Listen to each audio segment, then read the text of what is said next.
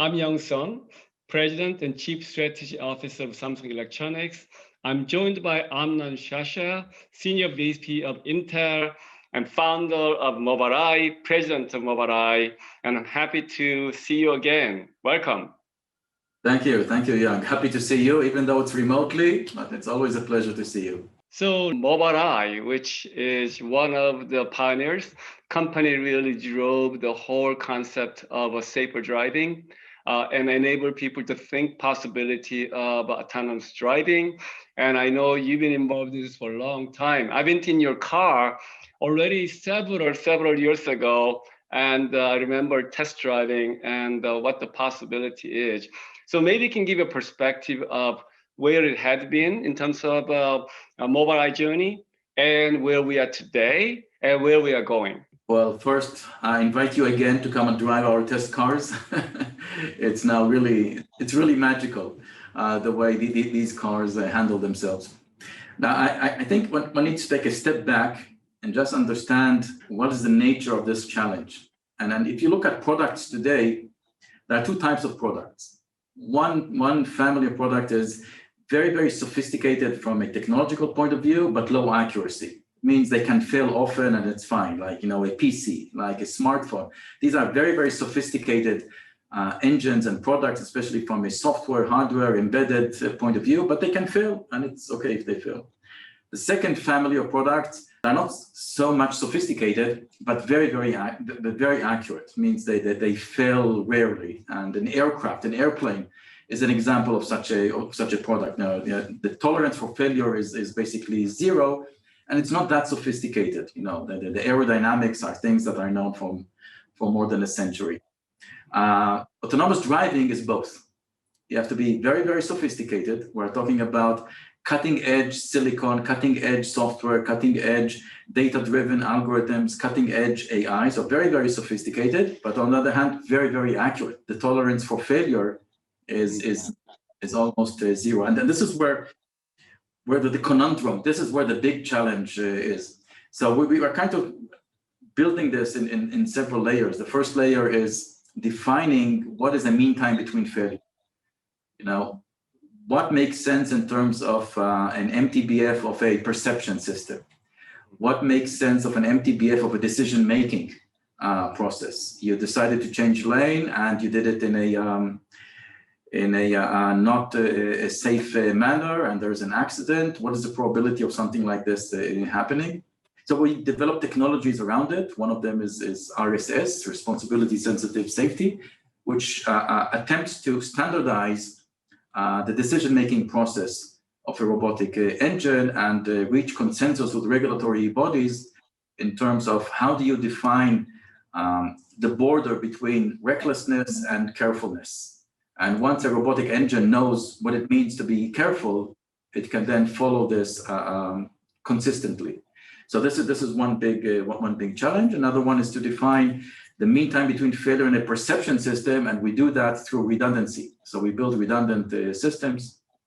So for example, at Mobileye, we have a subsystem of only cameras, just cameras doing an end-to-end experience of autonomous driving.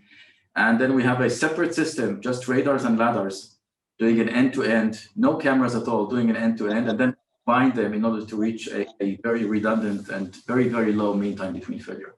Second challenge is scalability.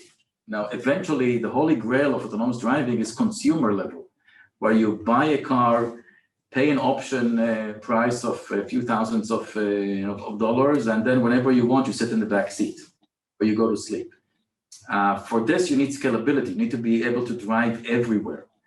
And one of the limiting factors in this is maps, high definition maps. So we have a technology, crowdsourced technology, in which many of our production vehicles from many of our OEM partners are sending data to the cloud, and we build high definition maps. Just recently, we launched a test site in Munich, where with 5,000 kilometers of roads being mapped completely automatically, just through crowdsourced data. And we have our customers, like car makers, go and test this car, and it's really magical. Third one is regulation. Accidents will happen. No matter what you do, accidents will happen.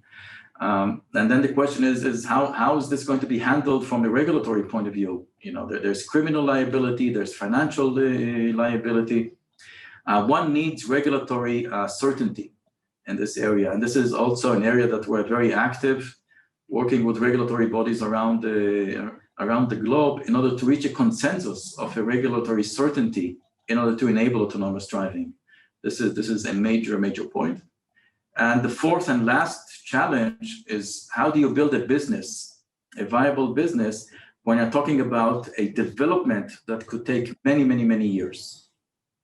And luckily for Mobileye, we have driving assist as a spectrum. So we are building the technology combining both driving assist, which generates the money, and autonomous driving, and technology which we develop for autonomous driving trickles down to driving assist.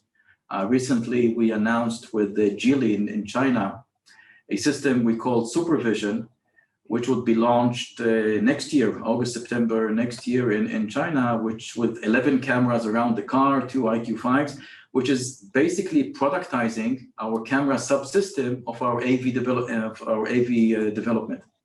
So this allows us also to generate a business by influencing the evolution of driving assist to more and more advanced driving assist while we're developing autonomous driving. It's great. I mean, it's as an engineer, the car is really becoming a supercomputer with a sensors that are built in. In this case, would be cameras, obviously, but also radars for the days where you cannot see things with the camera, and augmenting each other, and then being able to give you the range and the possibilities, and being able to object detect and what's out there.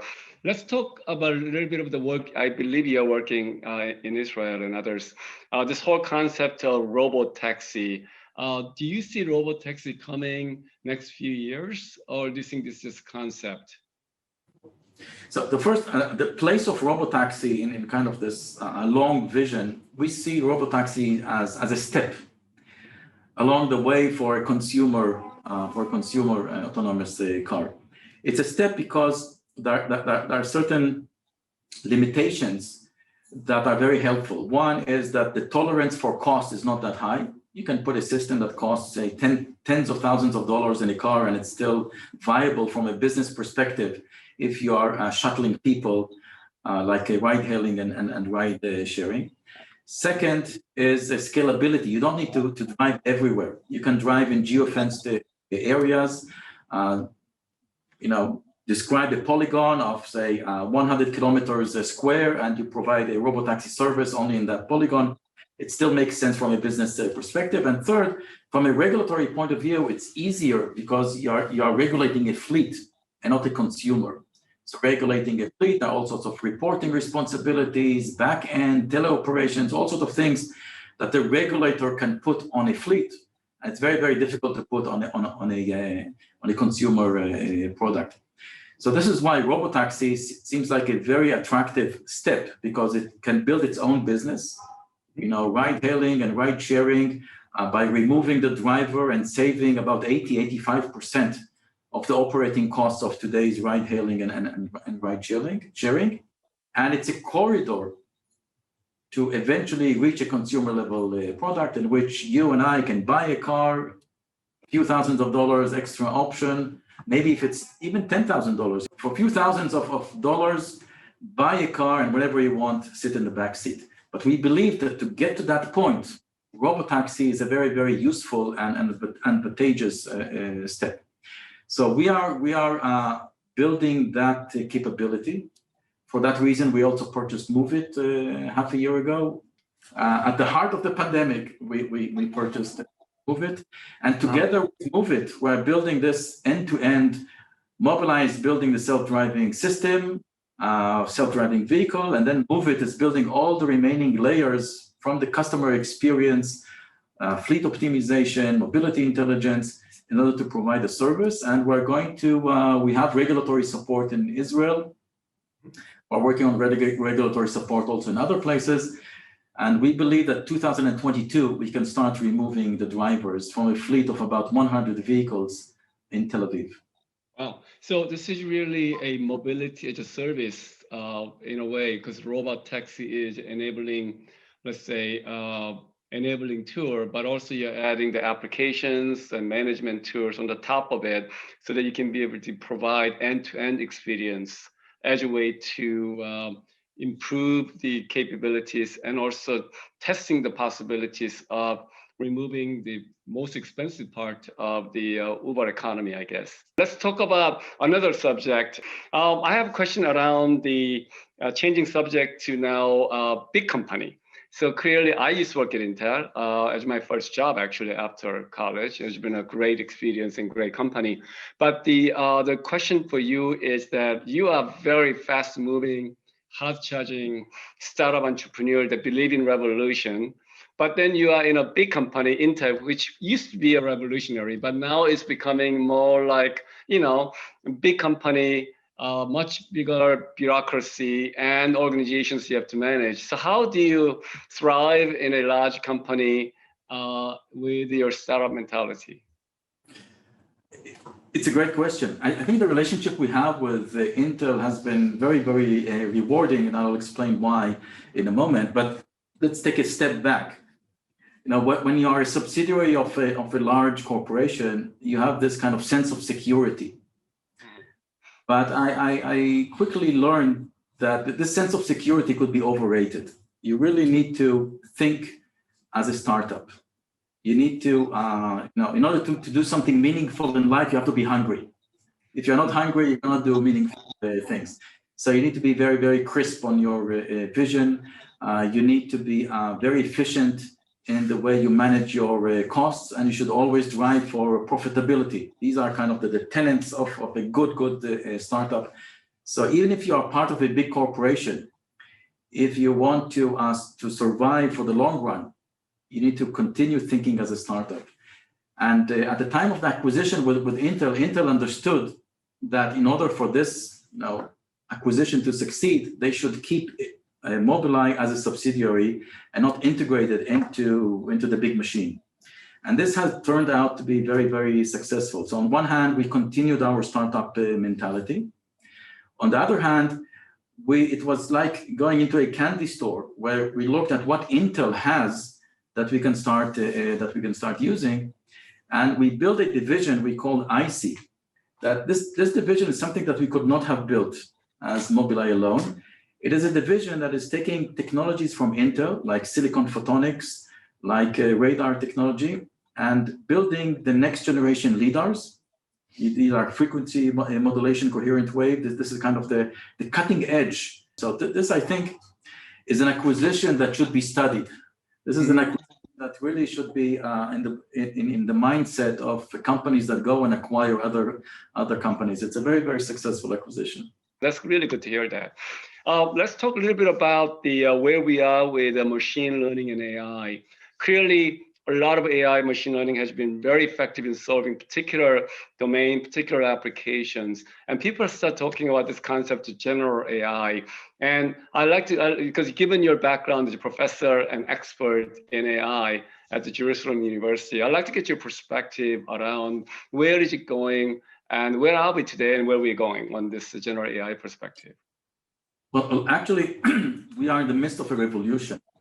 Things are moving very, very fast. So the kinds of AI that we are used to is what you said before is narrow AI, solve particular problems, play chess, play Go, have a perception system for autonomous driving, do decision-making for autonomous driving. These are all narrowly defined problems. The new frontier right now is language, natural language understanding. In the past 2 years, new networks have been defined. These are called transformer networks, originally from Google researchers. And this kind of technology is revolution from two perspectives. First perspective, if you can conquer the language frontier, that means you can have a computer that understands language and can write language, then you are getting closer to broad AI. I'll not call this general AI, but much broader AI than the kind of AI that we are today. But more importantly, the techniques of these networks are based on a new way of handling data. It's called self-supervision. The classical way of training networks is you take data and you label that data. For example, if I want to recognize cars in an image, I take lots and lots of images, and then I have someone that will put a bounding box around every vehicle, and I'll use that as input for to train a system that will try to recognize cars. And this is a very limiting factor, because then you cannot treat unlimited amount of data, because every data you need to go and label it. The way you train these language models is completely self-supervised. It means that you can build now monster networks that are trained on unlimited amount of data. It's just have enough compute, and you can build something monster in terms of its size. And this self-supervision idea is now transcending back to pattern recognition, back to computer vision. There's now a wave of academic papers, and also industries is heavily looking into it, how to be able to train perception systems that want to do pattern recognition without labeling the data. So this opens up now a new frontier in which you can build a monster network.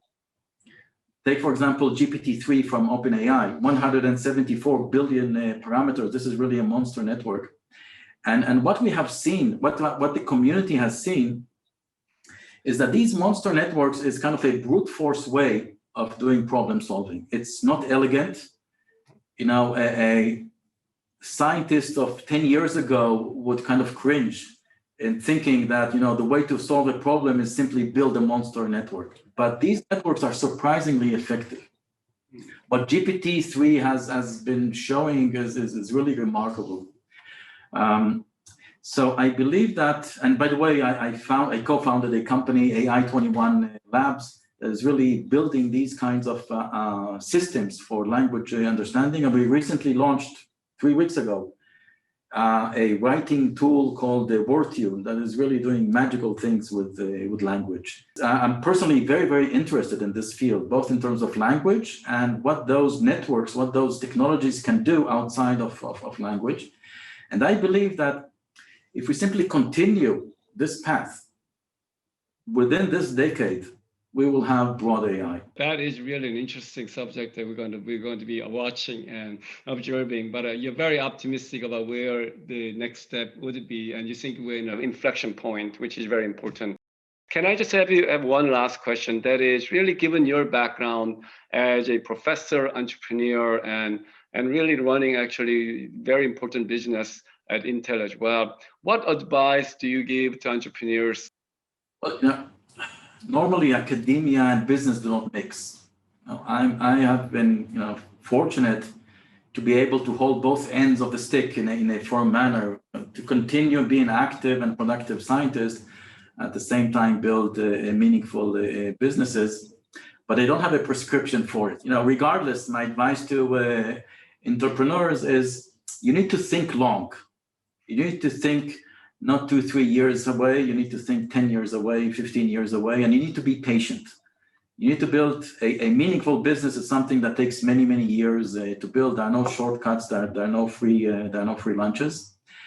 And once you crystallize your vision, make sure that you find good people that will help you to execute, because execution is really the bottleneck. You know, many people have good ideas, they fail in execution.